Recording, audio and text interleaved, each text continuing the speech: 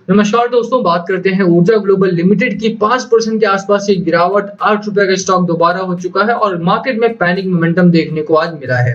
बात करेंगे इस वीडियो में कि ऊर्जा ग्लोबल में गिरावट क्यों हुई है, क्योंकि बहुत सारे लोगों का सवाल है यहाँ पे कि ऊर्जा ग्लोबल जो लगातार हायर हाइज लगा रहा था, लगातार अपर सर्किट लगा रहा था, उसमें गिरावट की संभावना क्यों बनी है और क्यों गिरा है। क्या यहाँ पे आपको स्टॉक से निकल जाना चाहिए? अगर आपने बाइंग कर रखी है तो क्या यहाँ से निकल लेते हैं? तो कितना नुकसान हो सकता है आपको, या फिर अगर आप बाय करते हैं तो किस टारगेट के लिए बाय करें? सब कुछ बताएंगे इस वीडियो में। चलिए शुरू करते हैं, बट उससे पहले अगर आप चैनल पे नए हो तो प्लीज चैनल को कर दो subscribe and hit the bell icon ताकि आपको नोटिफिकेशन मिल सके।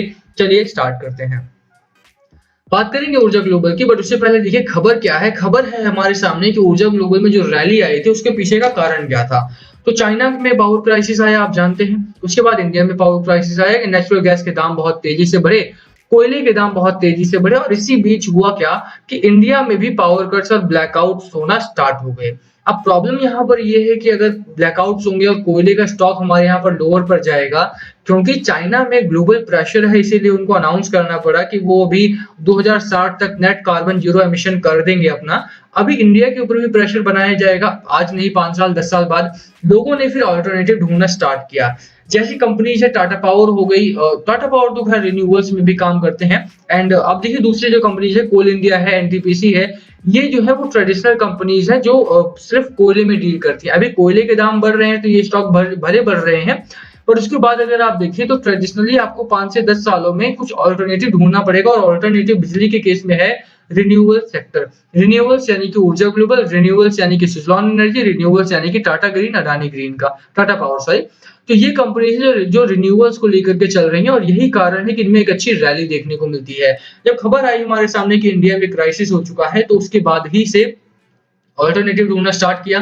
जो स्टॉक लगातार एक रेंज में फंसा हुआ था, आप अगर देखें तो ये स्टॉक बहुत दिनों से एक रेंज में था और गिरावट में था। लगातार एक रेंज में ट्रेड होने वाला, आप देखिए कितने टाइम से एक रेंज में ट्रेड हो रहा था, वो उस स्टॉक में भी एक अच्छा ब्रेकआउट यहाँ पर देखने को मिला है अब हमें।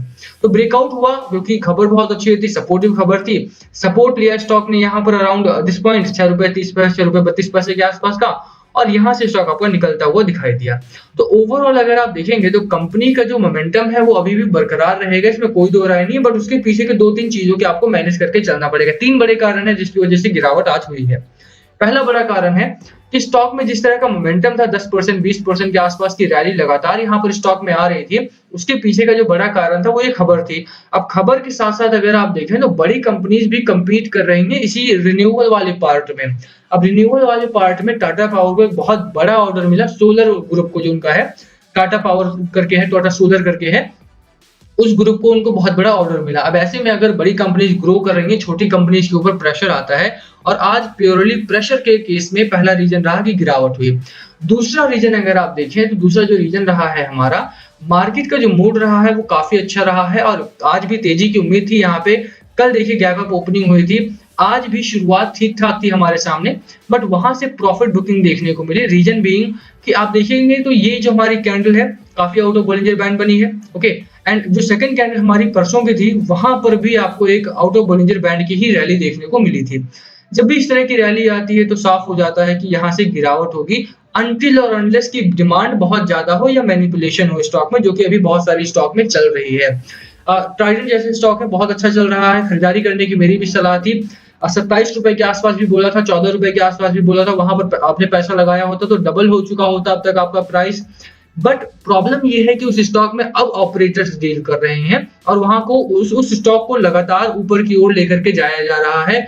अच्छा स्टॉक है, रिटेल इन्वेस्टर के तौर पर रिस्क टू रिवॉर्ड आपको अच्छा मिल रहा है वहां पे। अब खरीदारी करने का तो वहां पे सवाल ही नहीं है, क्योंकि डेली अपर सर्किट लग जाता है मॉर्निंग में, तो बाइंग ऑर्डर्स लगते ही नहीं है वहां पे।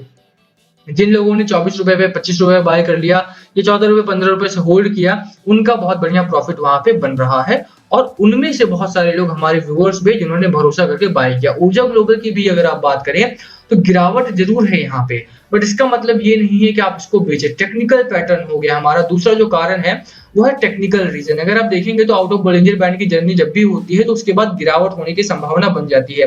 कल 5% आया था, आप देखिए कि बायर्स और सेलर्स के बीच में जो लड़ाई चली, साफ हो जा रहा था कि यहाँ पे अगले दिन गिरावट होगी और वो गिरावट हुई भी।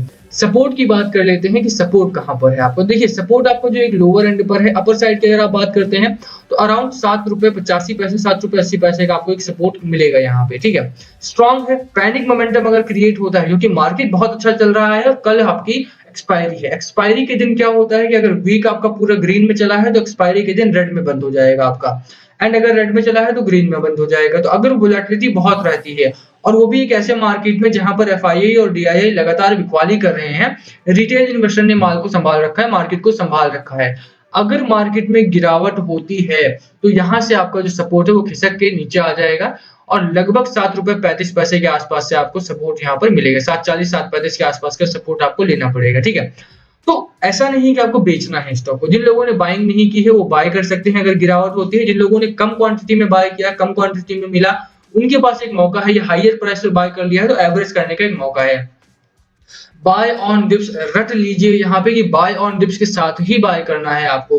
अगर आपने हाईयर लेवल पे सारा पैसा लगा दिया है तो आपको फिर पछताना पड़ेगा कि यार थोड़ा पैसा रखा होता तो लोअर प्राइस पे आप एवरेज कर सकते थे एटलीस्ट। तो वो अगली बार से ना दोहराए, मार्केट खत्म तो हो नहीं रहा है, रैली आगे भी आएगी, पैसा आगे भी बनेगा, इसीलिए बस लेसन देते रहिए कि आपको आगे से क्या करना है। बाय ऑन डिप्स रट लीजिए कि आप थोड़ा पैसा लगाएंगे, गिरावट का वेट करेंगे, गिरावट होती है तो और बाय करेंगे, अगर बढ़ता चला जाता है तो हाईयर प्राइस से बाय कर लो, क्या प्रॉब्लम है ना। एवरेज आपको थोड़ा बढ़ जाएगा बट क्योंकि स्टॉक बढ़ रहा है तो आगे बेचोगे तब भी उतना ही प्रॉफिट आपको मिलने वाला है। इसीलिए मैं बोलूंगा कि कम से कम आपको 7.80 का आपको सपोर्ट मिलेगा या 7.35 7.40 के आसपास का सपोर्ट मिल जाएगा। बेचने की गलती यहाँ पर मत करना। बात कर लेते हैं कि अगर आप खरीदारी करते हैं तो किस टारगेट के लिए खरीदारी करें। सबसे पहला जो आपका टारगेट होने वाला है वो इसका प्रीवियस हाई होने वाला है, यानी कि ये पॉइंट आपका जो है 9 रुपए 55 पैसे 9 रुपए 50 पैसे का पहला टारगेट है। सेकंड टारगेट की अगर आप बात करें शॉर्ट टर्म में है तो 10 रुपए 55 पैसे का टारगेट है। दोनों ही टारगेट आपको अचीव होने वाले हैं आगे आने वाले 2 से 3 महीनों में। ब्लैकआउट्स हो, पावर क्राइसिस हो, वो इतनी जल्दी नहीं जाने वाला है, ठीक है। तो अगर आप समझ रहे हैं कि ऊर्जा ग्लोबल की रैली 3 दिन की थी और चली गई तो आप बहुत गलत मान रहे हैं। यहाँ पे ऊर्जा ग्लोबल अब जब एंटर हुआ है ना, यहाँ से आपको कुछ नए पॉइंट्स, नए आयाम देखने को यहाँ पर मिलेंगे। इसीलिए बोलूंगा कि अगर आपने अभी तक वॉच लिस्ट में नहीं रखा है या नहीं जानकारी है, एनालिसिस नहीं किया है तो please do analyse the stock and उसके बाद आप खरीदारी करें।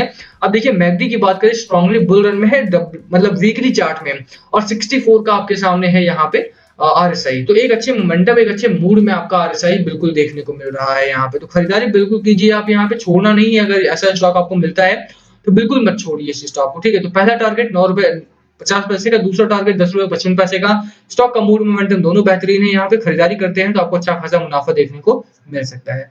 बात कर लेते हैं कुछ फंडामेंटल्स की। तो रेवेन्यू जनरेटिंग कंपनी है, ऐसा नहीं कि लॉस मेकिंग है, प्रॉफिट मेकिंग कंपनी है।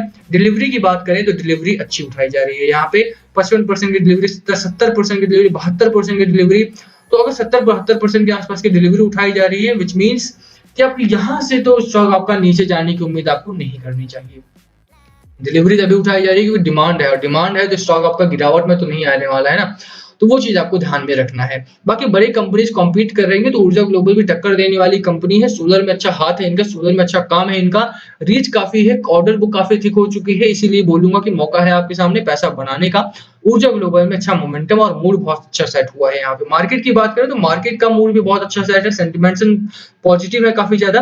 बट प्रॉब्लम यहाँ पर एक है कि लगातार फ्राइडे से लेकर के कल तक भी लगातार तीनों ही दिन अगर आप एफआईआई और डीआईआई का डेटा देखते हैं तो बिकवाली हुई है। सिर्फ रिटेल इन्वेस्टर ने यहाँ पे मार्केट को संभाला है और कल वोलेटिलिटी काफी बढ़ सकती है, इसीलिए थोड़ा सा कॉशियस होकर के मार्केट में उतरे।